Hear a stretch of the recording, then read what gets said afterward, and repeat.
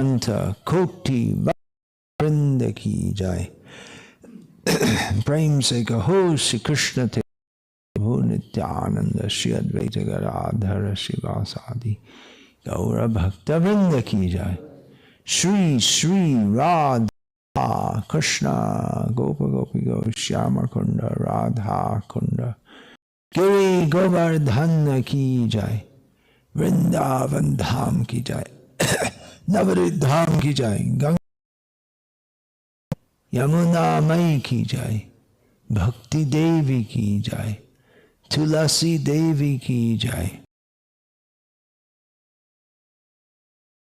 Gaur Premanande Hari Hari Bol. All glories to the assembled devotees. Hare Krishna. All glories to the assembled devotees. Hare Krishna. All glories to the assembled devotees. Hare Krishna. All glories to Sri Gauranga. All glories to Srila Prabhupada. Namo Om Vishnu Padaya Krishna Bhakti Vedanta Swamin Iti Namine. Namaste Sarasvate Deve Gaurama.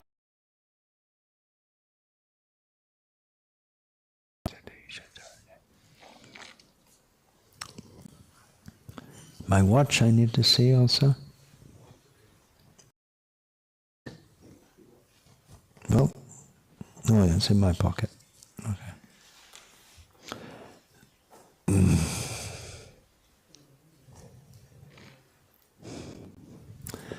Om Namo Bhagavate Vasudevaya.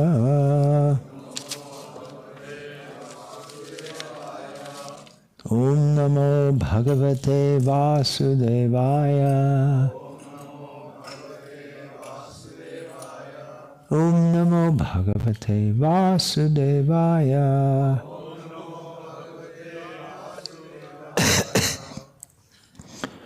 Om Ajnana-timirandhasya Jnananjana-shalakaya Chakshurunmilitam yena tasmai Shri Gurave Namaha.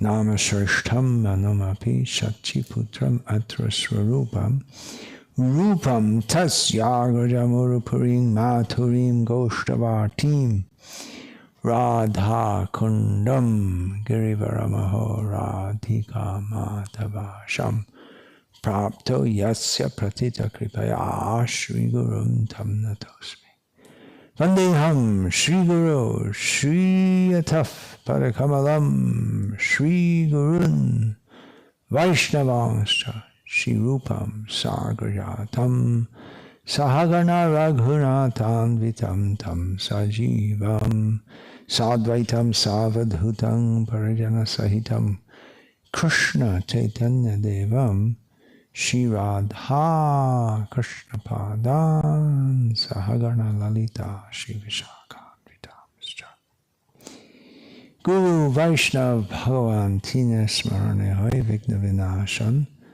Anayashri Hoy Nijavan Chita Puran Hare Krishna Krishna Krishna Hare Hare Hare Rama Rama Rama Hare Hare.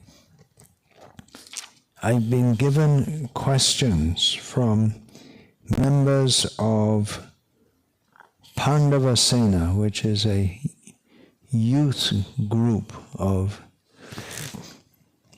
Indian origin devotees. So they wanted to ask me questions. So I said, okay, let's have a whole session we can dedicate to it. But I'm not sure if any of them are present here who are putting the questions. Maybe they're all at work or in college or whatever. Anyway, let's go on with it. The first question is, what is the extent of modern technology we could integrate into the Varnashrama model of society? Here it says, into Varnashrama model of society. Need to study English a little better at school. Who asked this question? Yourself. Why did you ask the question? Are all these questions from you? No. Are they here?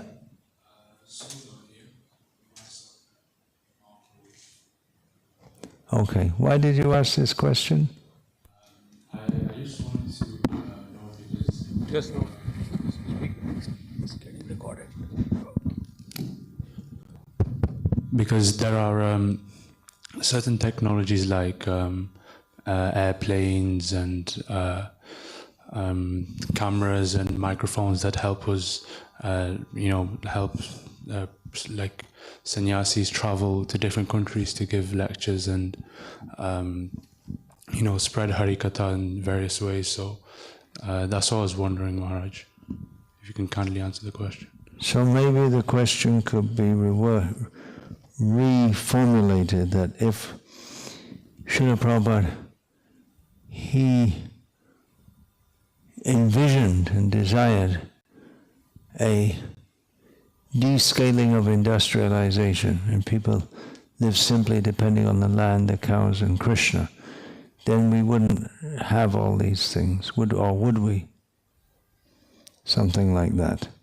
Well, I'm glad you're asking about Varnashrama, because it's more or less banned in ISKCON to even consider about Varnashrama, even though Srila Prabhupada talks about it throughout his books. In Bhagavad Gita, there's so much discussion of Varnashrama. Of course, there's only one verse which specifically says, Chatur Varnam Maya Shrishtam. Then again, in the 18th chapter, we have the discussion of the qualities of work of the 4 varnas.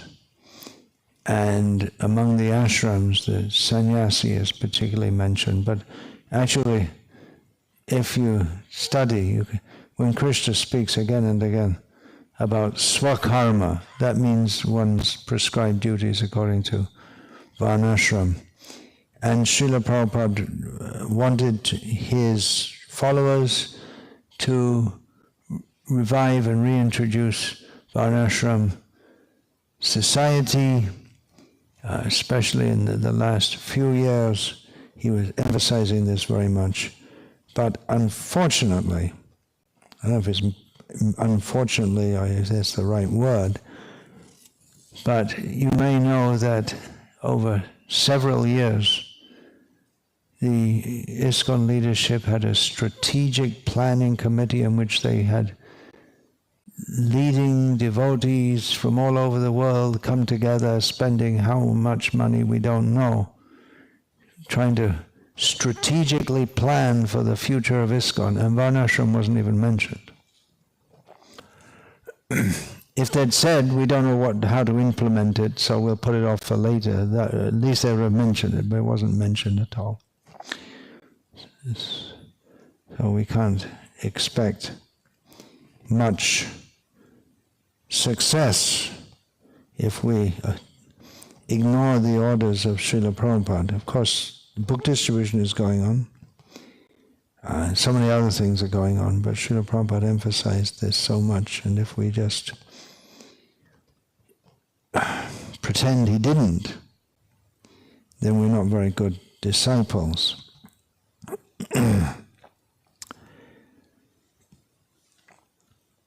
It's understandable in one sense that we don't discuss it because it's such a great challenge to do it. Srila Prabhupada was looking at total restructuring of human society, which seems impossible. But then Srila Prabhupada spreading Krishna consciousness in the West at all seemed impossible. And he was able to do it because he was blessed by Krishna, because he had full faith in the order of his Guru, in the order of Chaitanya Mahaprabhu, and in the power of the holy names and the power of the message of Bhagavatam to change people's lives. And Krishna blessed him because he went on with faith So, okay, we're not on the level of Prabhupada, but then all of us together, if we got together and if we were serious to do it, surely we could at least make a start. It is revolutionary, but it's required. Although Varnashrama, actually I've given many talks on this topic, on Varnashrama, and you can find in this app, which Rishikesh Prabhu will speak about, among other things, after this session, isn't it? Yeah. Many talks on this, but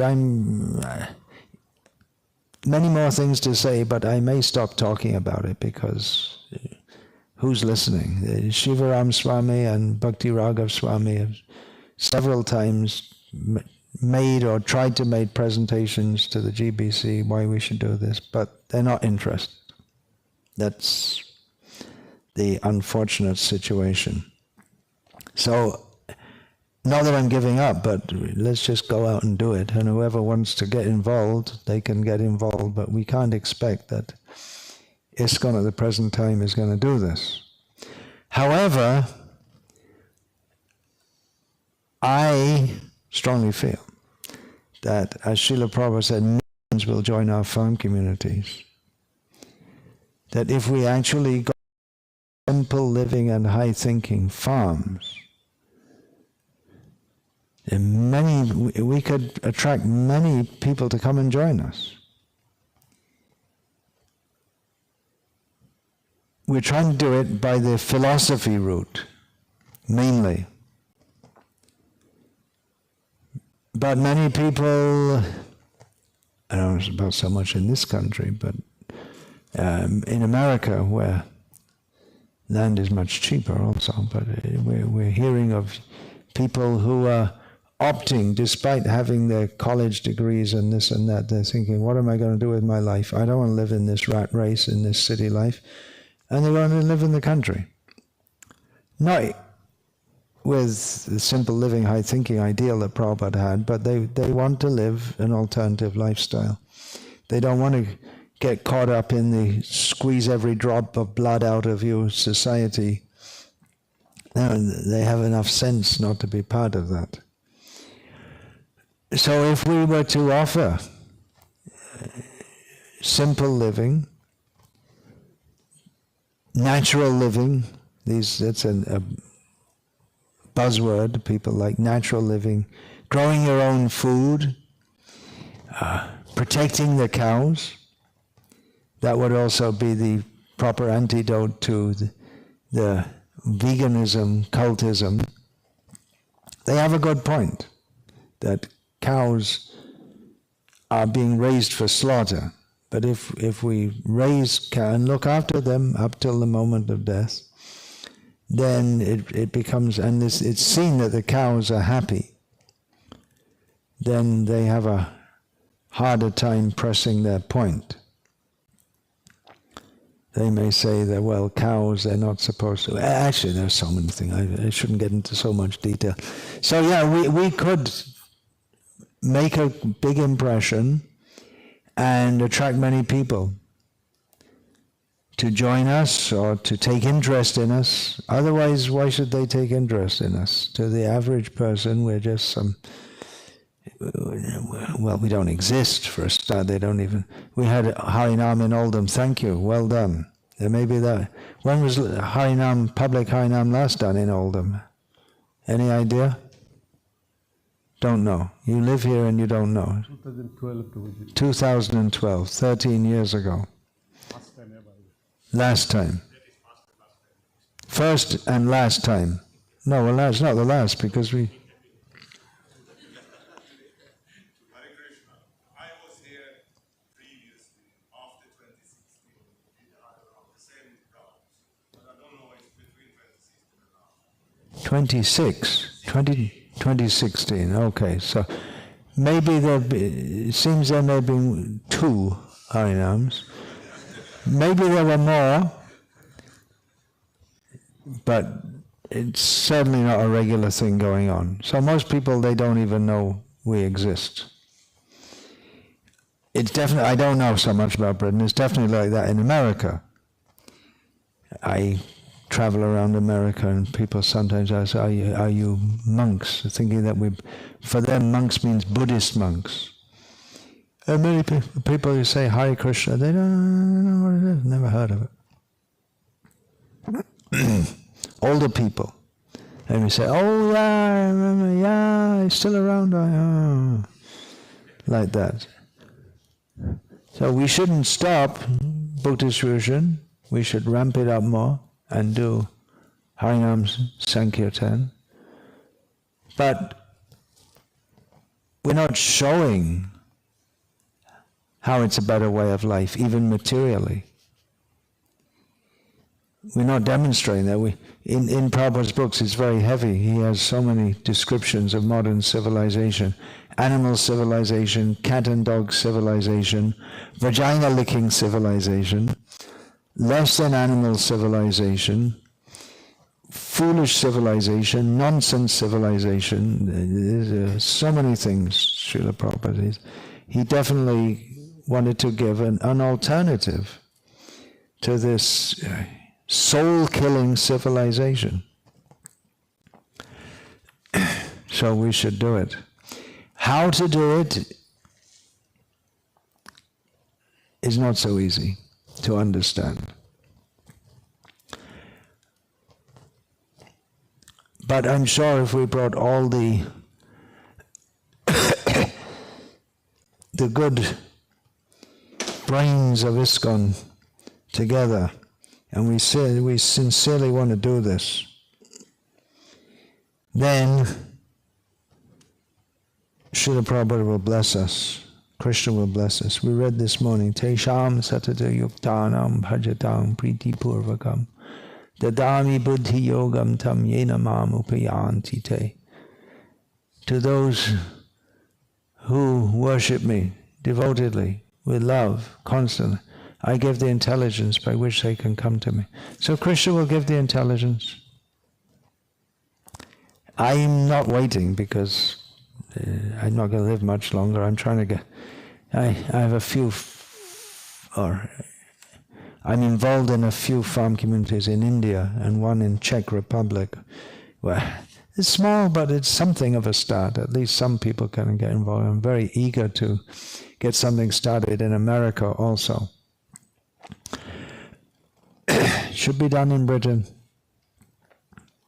Everywhere should be done. At least we'll make a start. We're going to make mistakes, for sure. It's not going to be easy.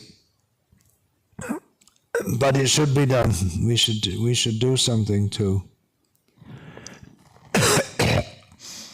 try to fulfill Srila Prabhupada's order and pray for his blessings. Surely his blessings will be there if we try for that. Yeah, there will be so many questions which arise. So many questions. How to identify who is Brahman, Kshatriya, Vaishya, Shudra.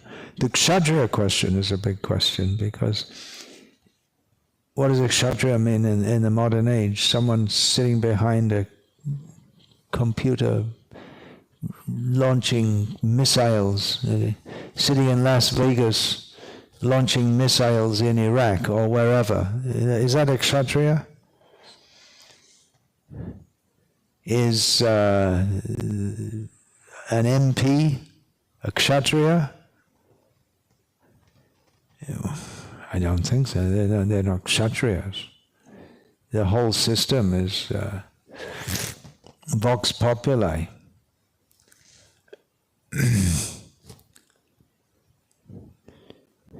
Is Donald Trump or Vladimir Putin, are they Kshatriyas? They both appear to be pretty aggressive in promoting their country's military strength. I don't want to pass judgment on either of them, but does that make someone a Kshatriya? Does someone who leads a rebel army, are they a Kshatriya? They may have some qualities like that, but real Kshatriyas, they have to operate under the guidance of real brahmanas, and Srila Prabhupada said he wanted to first create a class of brahmanas. And from that everything will come. And also Srila Prabhupada said by propagating the Sankirtan movement, Varnashrama will develop. But we haven't created a class of brahmanas. We're not doing that. We are throwing threads on people, but Shamodamata tapasho chang shantir arjavameva cha jnanam vijnanam astikyam brahma karma svabhavajam.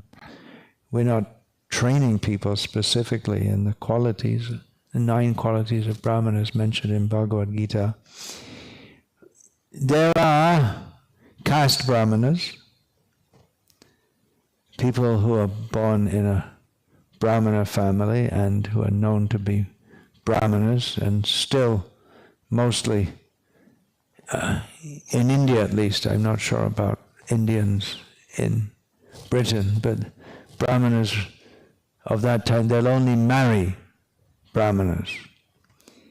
And then there are ISKCON brahmanas, who are people who've taken initiation in ISKCON, and mostly have done a Bhakti Shastra course, and then they get the thread, and they're called a brahmana.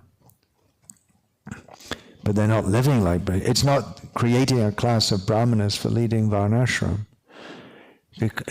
Brahmana has to be distinct by living by yajan, patan, dana pratigraha. He has to be fully involved in religious activities. If one is working in a job or doing, then he's a Shudra by definition, if you're taking a salary.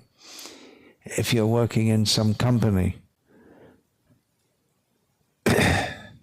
or if you are running some business, please everyone put off your phone if you haven't already done so.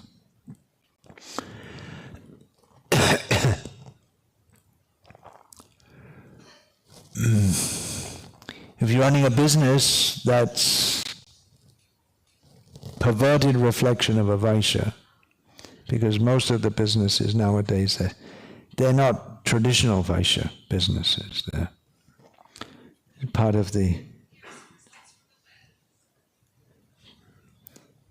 technological society, which providing artificial needs for people. The Vaishyas, their first duty is to provide food in the forms of, by Krishi Goraksha, producing grains and protecting cows from which we get milk. So, caste brahmanas, they're not real brahmanas. There may be some of them who are still real brahmanas, as far as they can be. They still follow all the principles, they still follow all the traditions, as far as they can. They're very serious about it. There are some, more in South India than in North India. There are some. And there are ISKCON brahmanas, and then there are real brahmanas, which may be either caste brahmanas or ISKCON brahmanas, but most of caste brahmanas and ISKCON brahmanas, they're not real brahmanas, if you want to say in terms of yajan, they're not living as brahmanas. It's a designation which they have, but it doesn't fit the Varnashram description. So if they're brahmanas, then they can guide the whole society. Kshatriyas and Vaishyas and Shudras, they can guide them all. By their character, by their personality, they should be so pure that they're respected so much. But you can't do that if you're working in a job. They don't want you to be pure, they just want you to work, that's all. Being pure is not a good policy in modern society. If you want to fit in, if you're part of modern society and you want to have good qualities, you're going to be trammeled. If you want to have a so-called good career, you're going to have to be a BASTARD. You might learn to smile while you're being a whatever it is, but you're not going to get ahead unless you're nasty. Of course, it's also important to smile while you're being nasty and speak in a sophisticated way. But this society is, you can't live in being part of this society and be pure, because it pushes us into impurity of action, of thought, of word.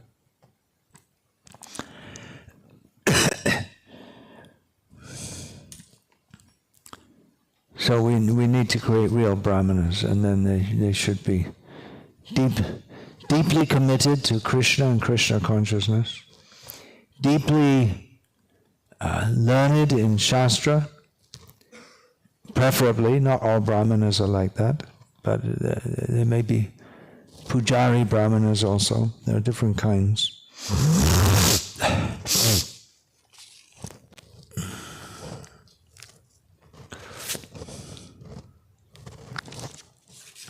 So how far should we integrate modern technology? I've discussed all this in my upcoming book, The Mood and Mission of Srila Prabhupada, in which one of the points is that he was very much against the whole modern civilization. It's all based on commercialization of everything. Consumerism, which just increases lust and greed, and to sell it you have to have advertisements which just make people more and more foolish. While giving you a so-called education, not only do they extract so much money from you, or which you don't have, so you have to spend your whole life paying it back, but they also extract from you any desire, any inclination for understanding higher principles of life. They do a good job of educating you to be a moron in their system. So you may be a highly educated, highly intelligent moron, but basically you're just doing what they want you to do to fit in. It's a demoniac society. So we have to make an alternative to that. Otherwise, it's very difficult to bring people to Krishna consciousness. They don't see any relevance because they see that life is simply meant for sense gratification, either gross or subtle, and what's this Indian religion, they think. Yeah.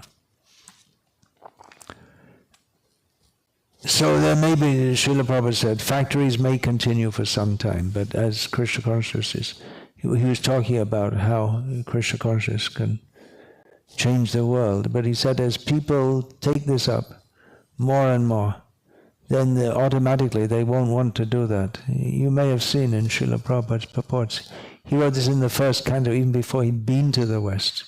He called factories dungeons for demons. I was just reading out in London a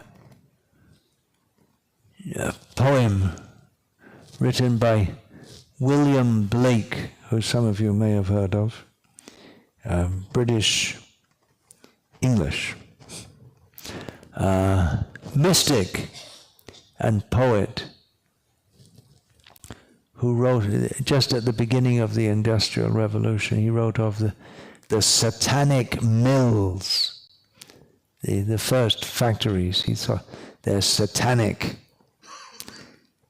in so many ways. They cleared people, so many history. They cleared people by force off the land and pummeled them all into cities and put them in terrible living conditions so they could work in factories. So there are so many questions which will come up in establishing Varnashrama dharma. In my app in which there are so many dislikes. Is there a section on Varnashram? Is there a playlist? There is a playlist. So one of them, I gave a talk in Puri. How long? That was about 10 years ago, something like that. That in starting these Varnashram projects, we're sailing in uncharted waters. We're not exactly sure where we're going or how to go, but anyway, we have to try. It's experimental. There will be mistakes. It is difficult. Many questions will arise.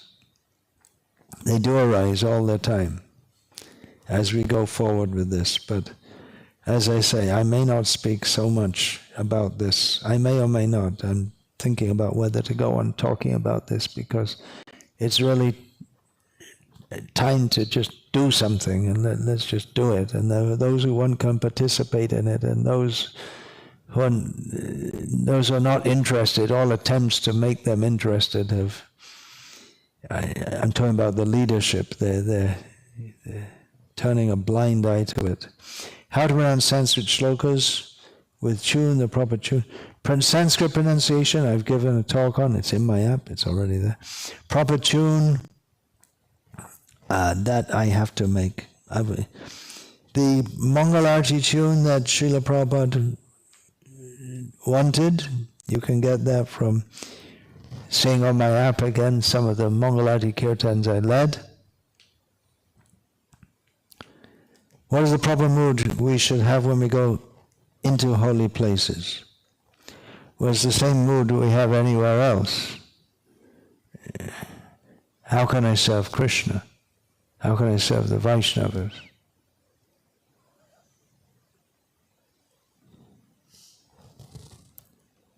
We should understand that holy places are holy places. Don't make them unholy.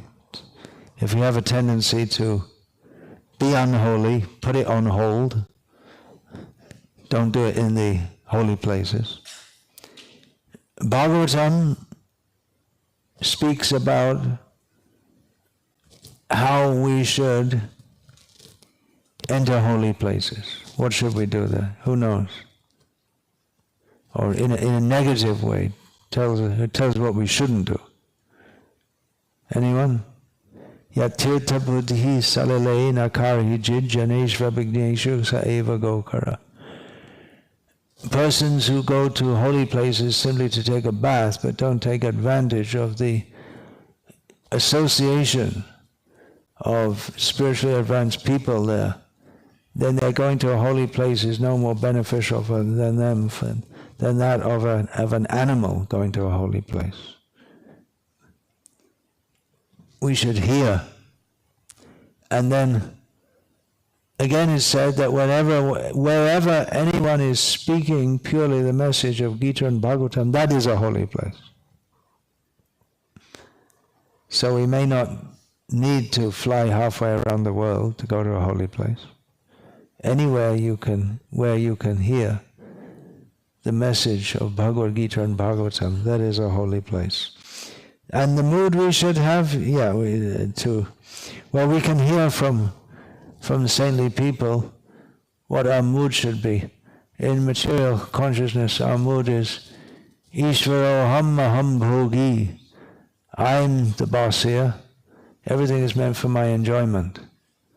That demoniac way of thinking is to be thrown out and replaced by understanding I am a servant of Krishna and the Vaishnavas. Gopi Bhatur Padakamayo Dasu Dasanu Dasaha.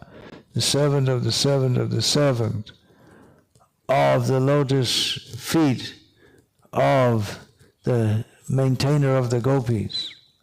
So this should be our attitude, and that we imbibe by hearing from devotees who are moving holy places.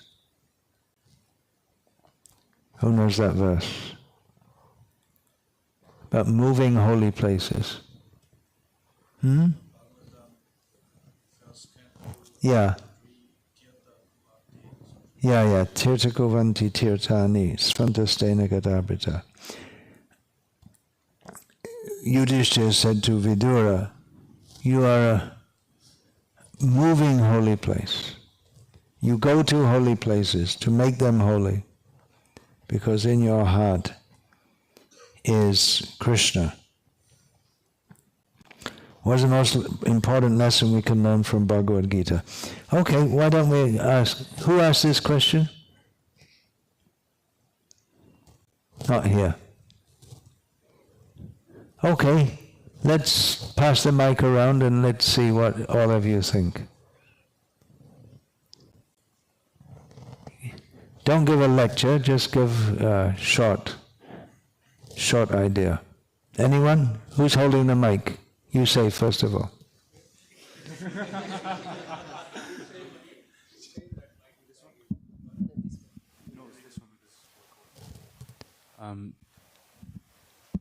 Hare Krishna.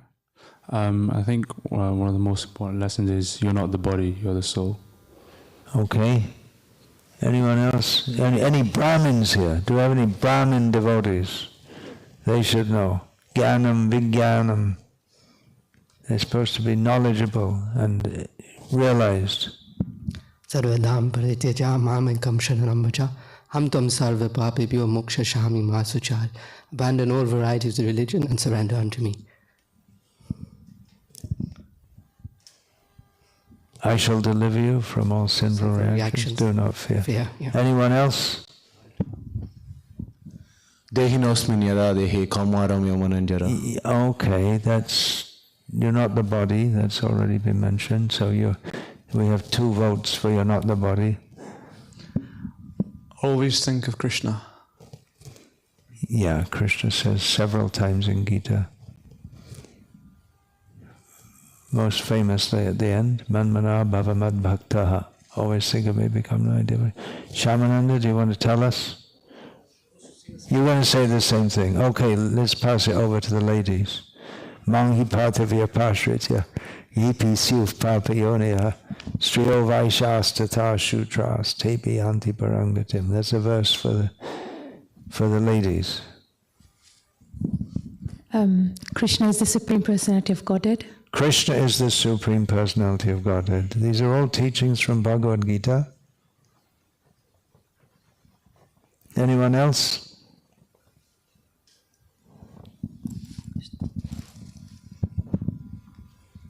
Think of me and fight for me. And the same. Think of me and fight for me. Mamanusmara yudhyacha. I was thinking of like one of Prabhupada's purports. They always mention how devotional service is the only means for obtaining Krishna. Right, devotional service is any other suggestions? If you offer a flower or a fruit, water or leaf with love and devotion, I will accept it. Okay, these are all important instructions, aren't they? So what's the most important of them all? Is this some way to avoid reading the whole book? Instead of going through the whole course in the college, you just get I know in India they sell the notes for the course, and then you don't study the whole thing, but Krishna spoke the whole thing. At the end of Gita, Krishna says, actually says it several times throughout Gita, now I'm going to give you better knowledge, he says it several times. But at the end, the last time he says it, that's got to be the best of the best. Now I'm going to give you best of the knowledge. Shunume paramam vacha. Now listen to my topmost instruction, which is Manmana bhavamad bhaktaha madhyaji manamaskuru mame vaishasi satyante pratijani priyosime savadhaman paridyaja mame kam sharanam raja hung tva sarva papebhyo moksha yashami masucha. Krishna tells Arjuna, always think of me, become my devotee, worship me, bow down to me. In this way you will surely come to me. I promise you this because you are my devotee and my very dear friend. Because you're my very dear friend. Abandon all varieties of religion and just surrender unto me. I shall deliver you from all sinful reactions. Do not fear. So there we have that Krishna is the Supreme Personality of Godhead. That's already established prior to this, but it can be inferred from this also, that we should perform devotional service. But Krishna didn't speak this at the beginning of Bhagavad Gita. If we don't accept that Krishna is the Supreme Personality of Godhead, as is established prior to this, then we won't be ready to hear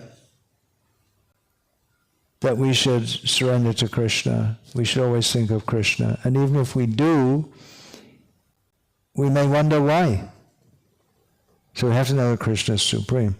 But then we also have to know the first thing that Krishna taught is we're not the body. So the most important thing to learn, it may be different for different people. Srila Prabhupada, when preaching in the West especially, would very often, first of all, try to impress upon people that they're not the body, that they're eternal spiritual beings. So that's the most important thing for them to learn. What's the most important thing if you're going to learn physics? Well,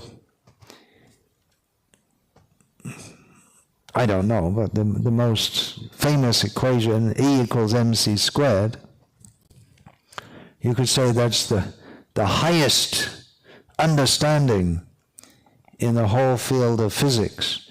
But you're not going to, first of all, you have to understand 1 + 1 = 2, 2 + 2 = 4, 2 × 3 = 6. And then you have to have a good hold. You have to go through a lot of stuff before you can even begin to understand E equals mc squared.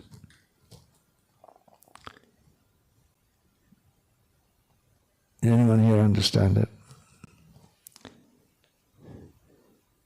Actually, E doesn't equal mc squared, but the numbers that the numbers that can be ascribed to a certain amount of energy and mass and speed of light, which is supposed to be a constant, but that's also called into doubt.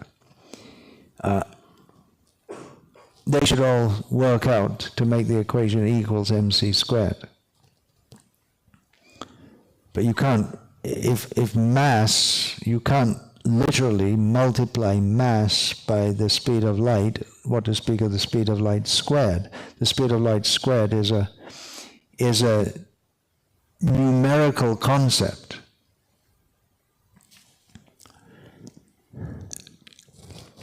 But anyway, I'm making the point that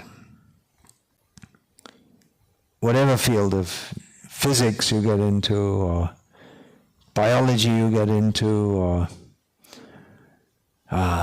whatever subject you get into, you need some basic training first of all. So what's the first thing we need to learn from Bhagavad Gita? The most important lesson, well, in the beginning, is to learn that we're not the body. As we advance more and more, we can come up to the level of always thinking of Krishna, or understanding that this is the topmost instruction. But if we try to teach the topmost instruction to people who are not prepared for that, then their grasp of it is not going to be strong. They may take, we worship Krishna. We're Hindus and we worship Krishna, and we also worship Shiva and Kali and Sai Baba, and we're Hindus.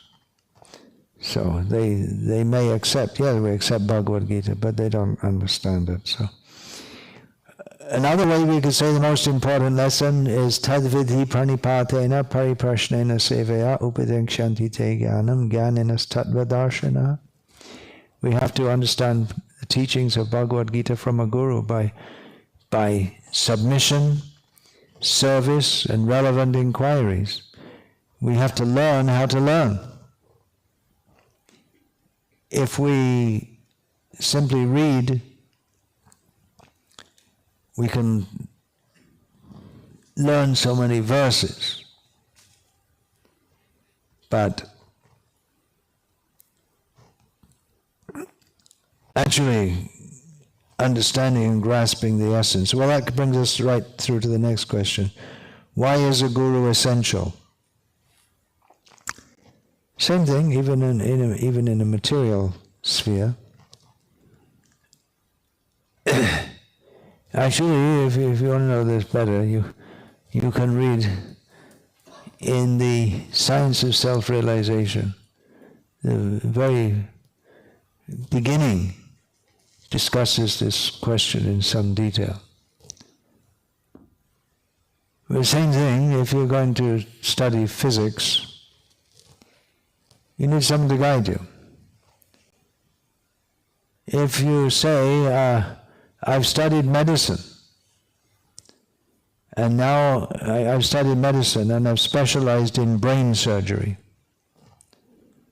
and now I'm ready to do brain surgery. So your wife or husband or whatever needs a brain surgery, and the hospital, the National Health Service will tell you to come after 10 years, and she needs it within 10 hours. And private hospital tells you £50,000. I'll do it for only £10,000. Oh, your brain surgery? Yeah, I studied it. I can tell you everything about it. But you only study from the books. You don't have anyone to guide you. Then you're a quack. You may have studied it all. You may have memorized it all. But you have to be certified. You have to be guided how to do it properly. When we're doing, especially as we get into fields which are beyond ordinary understanding, we need guidance. Brain surgery is beyond ordinary understanding. How many brain surgeons are there here? I can give a guess, 0. How many brain surgeons are there in the whole of Oldham? It's probably 0 also. We may have 1 or 2 in Manchester, maybe more than that. It's not something that brain surgery for dummies, so teach yourself brain surgery. It's not something you can learn just by yourself. You need to be guided. Music, can you learn music? Well, some people have a musical ear and they can pick it up. Some of the greatest composers, they never studied music. But generally people, you need to be trained how to play the violin, the piano. Anyone can bang, bang, bang on the piano, but if you have someone to teach you, then you can learn how to do it. It takes several years to learn how to play the piano. And there are different levels of playing, some very complex sonatas by Mozart with both hands, and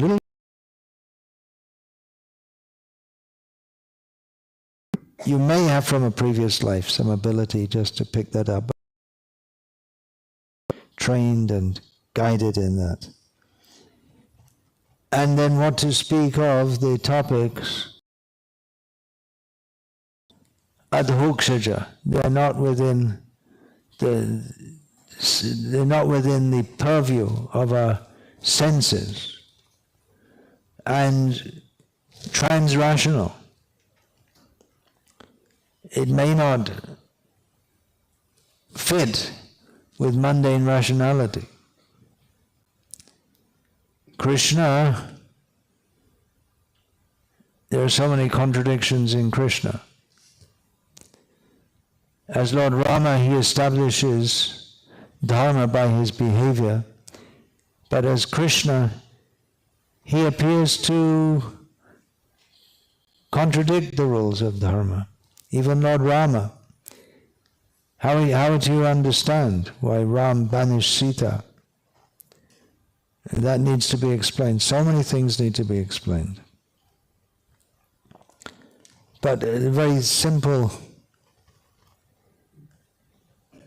way of understanding, we can give the example. If you want to learn any topic, or what to speak of so many things, how to cook chapatis, it's easier. You have to have someone to show you how to do it, rather than just try to do it by yourself.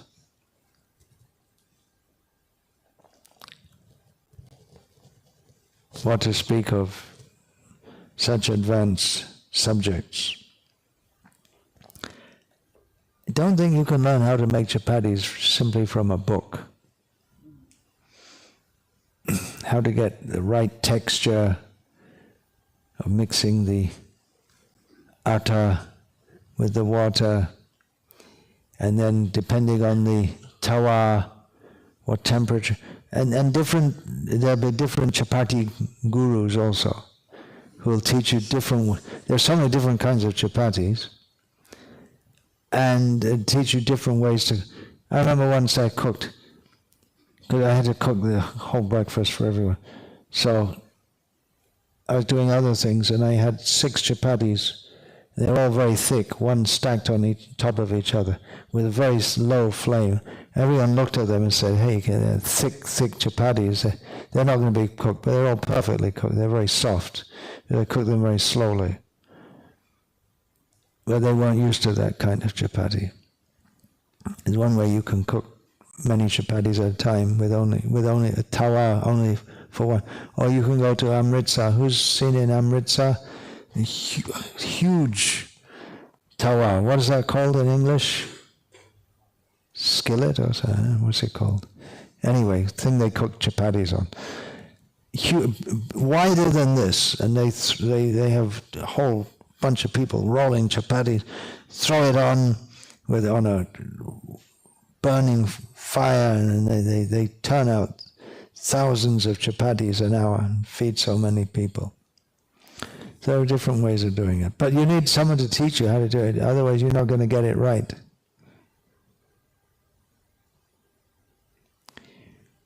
Maybe you can do by trial and error, but it's very helpful to have someone to show you how to do it properly in the first place. How to avoid distractions in chanting? Well, don't subject yourself to them is one thing. It's good to be in a, give that medicine.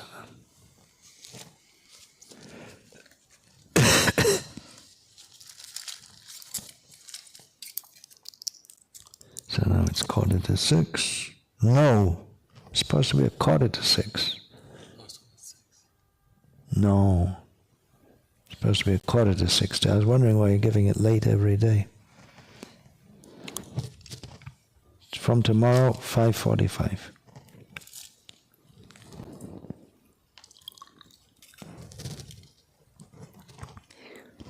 How to avoid distractions in chanting. Don't subject yourselves to them. Just chant, that's all. It's an active life we lead, no doubt, with many things to do.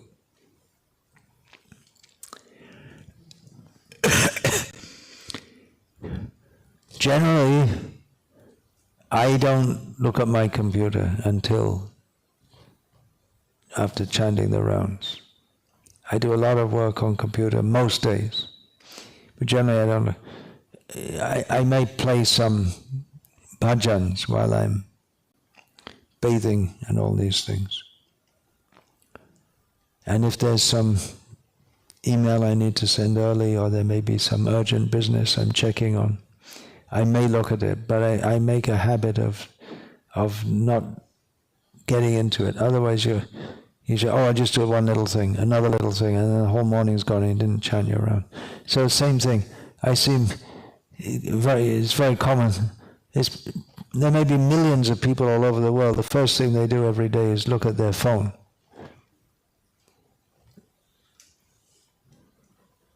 Unless there's really something of urgency that you're expecting, just leave it, that's all.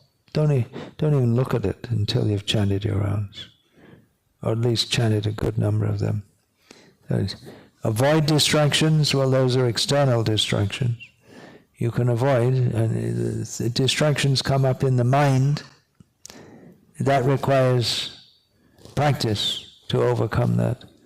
What does Krishna say about that in Bhagavad Gita? Does anyone know? The chapter on yoga. Krishna is teaching the yoga system. Chapter 6. Yato nischalati manas chanchalamasstiram tatastato nayamyaitad atmanyeva vashangayat. From whatever and wherever the mind wanders, bring it back. The mind, due to its wandering nature, fickle nature, the mind goes here and there.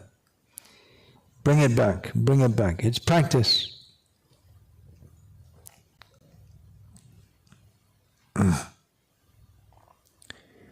What were in-person's interactions like with Srila Prabhupada? And please, Maharaj, could you give us some memories?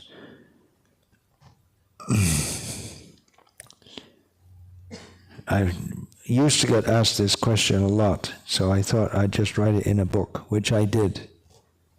It's called My Memories of Srila Prabhupada, so you couldn't read that. I don't think it's available. It's out of print now. Has to be reprinted.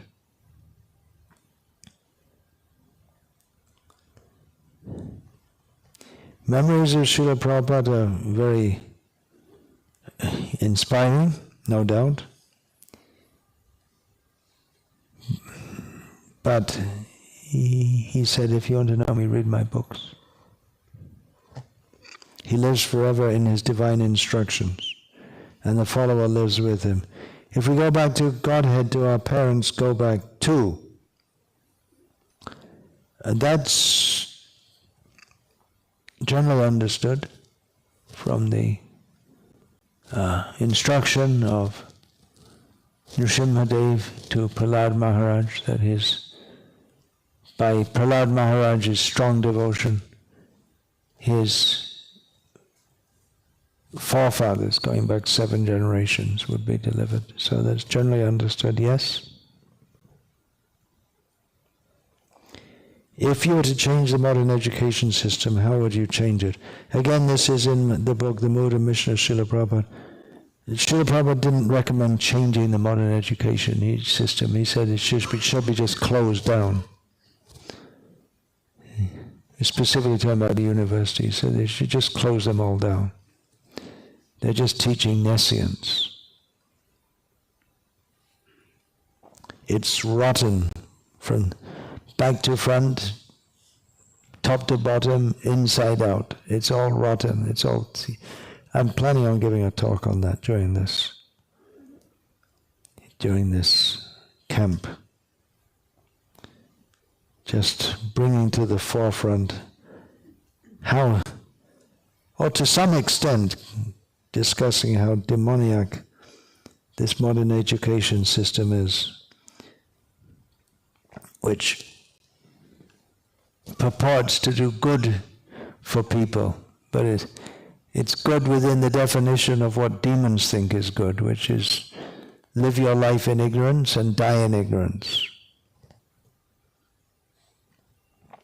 I keep hearing that true happiness is from devotional service, but material desires and ambitions still look appealing. How can I develop a genuine taste for devotional service so that Krishna can be the center of my life? This is another version of questions that are asked so many times. How can we overcome material desires? Again and again give the answer, same answer. Just keep on going on devotional service. Keep on hearing and chanting. Keep on serving. Keep on trying. Associate with advanced devotees. Follow the process.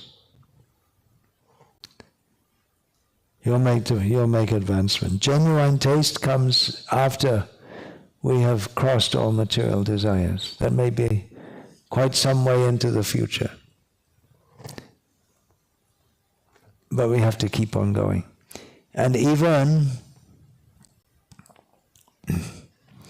if we feel we're struggling, we should keep on going. We can't make proper advancement in devotional service as long as we think that this material world is something for me to enjoy. That idea we should kick out from our minds. The material desires will be there, but at least philosophically we should understand that this material world is not enjoyable. I'm meant for serving Krishna, at least philosophically, and act on that. We can't advance in devotional service while at the same time trying to increase our material position or improve or if we emphasize the material enjoyment. It's like trying to build a fire by pouring petrol on from one side and water from another. We get a lot of smoke, but we don't get a good fire burning. As a student-led group, how can we inspire youth in Krishna consciousness and retain youth so that they can continue to lead in their future? You can try. You can't force people to be inspired. But unless we're inspired, we can't inspire anyone else, can we? So we have to be inspired. Retain youth so they can continue to lead in their future. You can try. Keep in contact with them. Have programs. This Pandavasena has been going on for years.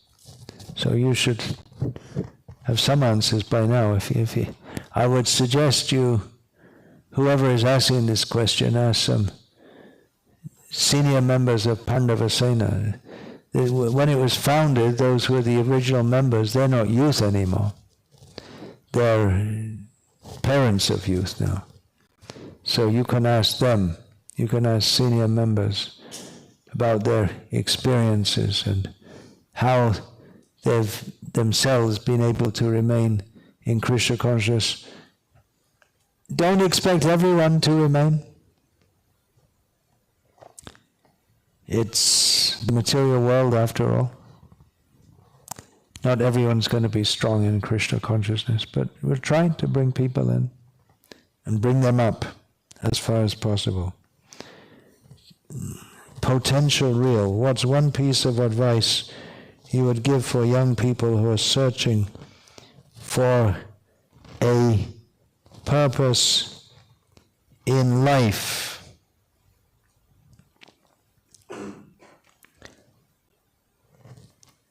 Individually, I might give different advice to different people. As a general question, as a general answer, I would advise people to search, try to understand what the real purpose of life is, and don't get misled by cheaters.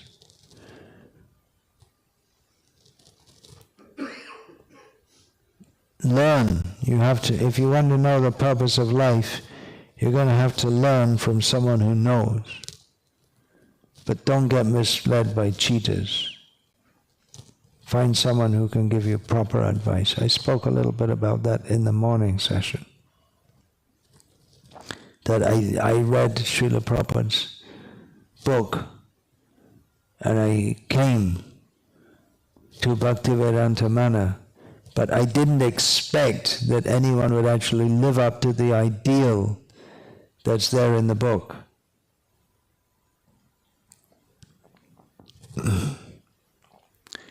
I might not give advice. I might first of all ask them, Well, what's your idea of purpose in life? Many people have purpose in life. My purpose in life is to get rich. When Srila Prabhupada was in Japan, after being in a meeting with the Dai Nippon Company representatives, after the meeting they left, and there was a young executive who was assigned to be with Srila Prabhupada to look after him, because he was a big important customer for the Dai Nippon Printing Company. I'm talking about printing many thousands of large hardbound books. So the Prabhupada asked the young executive that, what is your aim in life? On the meeting table were scattered the cards, the what are they called? The business cards of all the different executives. So the young executive gathered all the cards and put them in order, with the chief of the company at the top, and then, according to the hierarchy, himself at the bottom, his own card at the bottom. Then he pulled out the bottom card and put it on top. That was his aim in life. So that was his aim in life. Many people have purpose in life, but it's useless purpose, misguided purpose.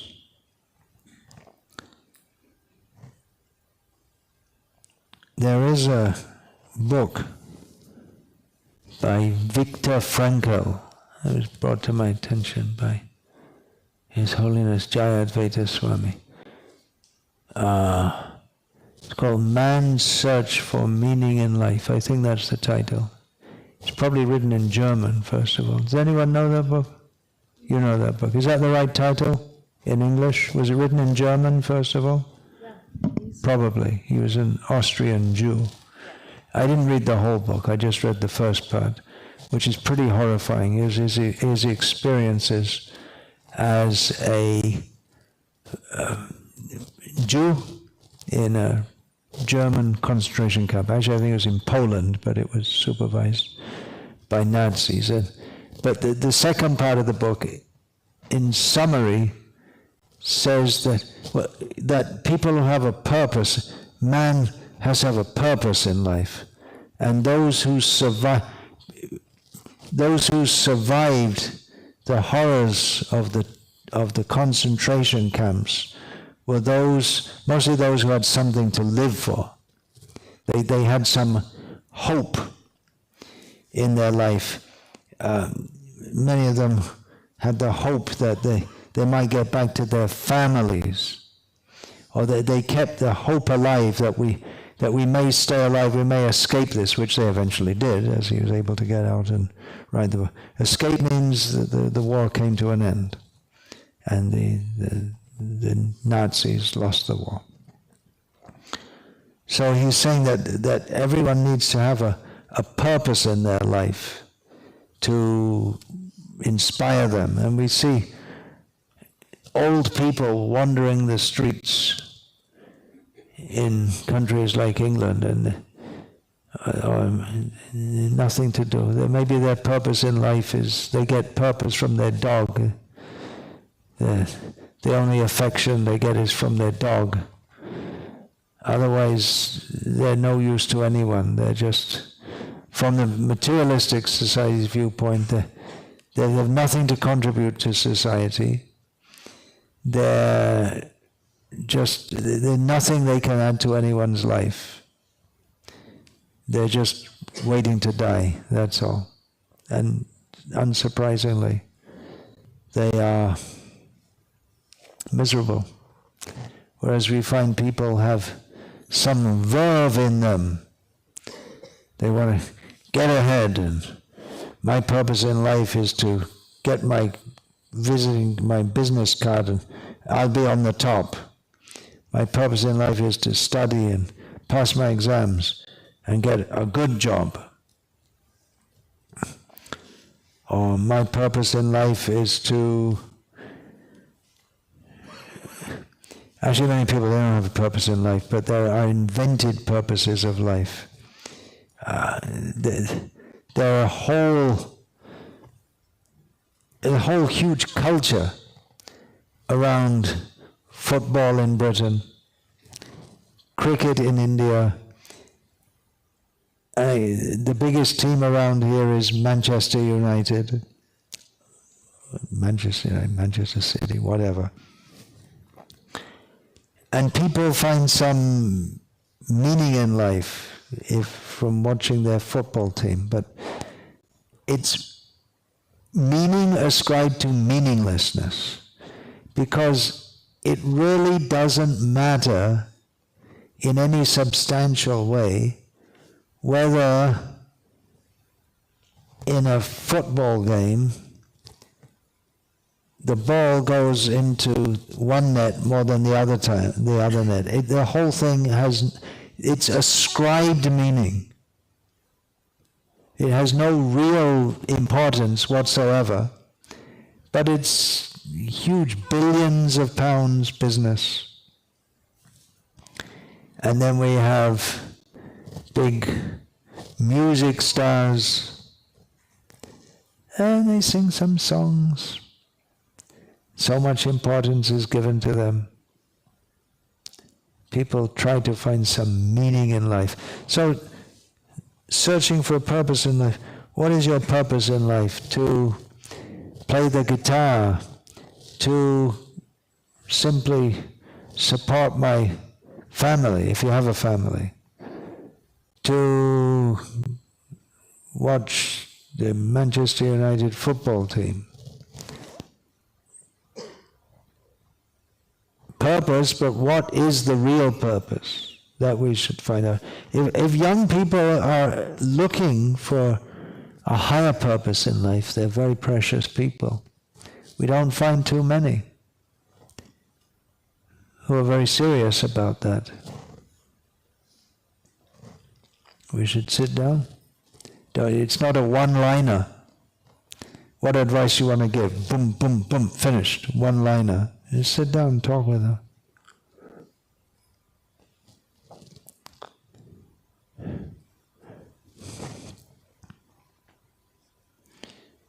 Okay. Hare Krishna.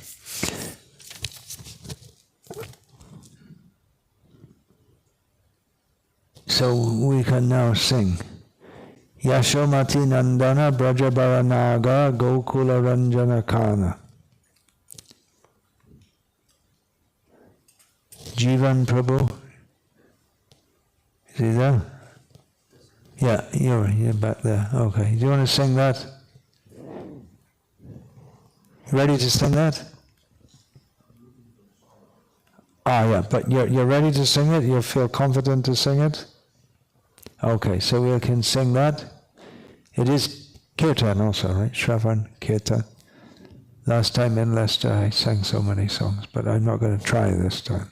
I'll let other people sing the songs. So please sing that. You can all find on your device the song Yashomati Nandana. This is a Radha Krishna temple. Where's the temple? Maybe we could go for darshan. It's on the other side, huh? Maybe just... do you know, Sham, when the temple is open? 6:20, that's now, is it? And then it's open throughout the evening, is it? Okay, so maybe we'll finish this session about 10 to 7, and we can go for darshan there, and then come back here for Gaur Arati Kirtan.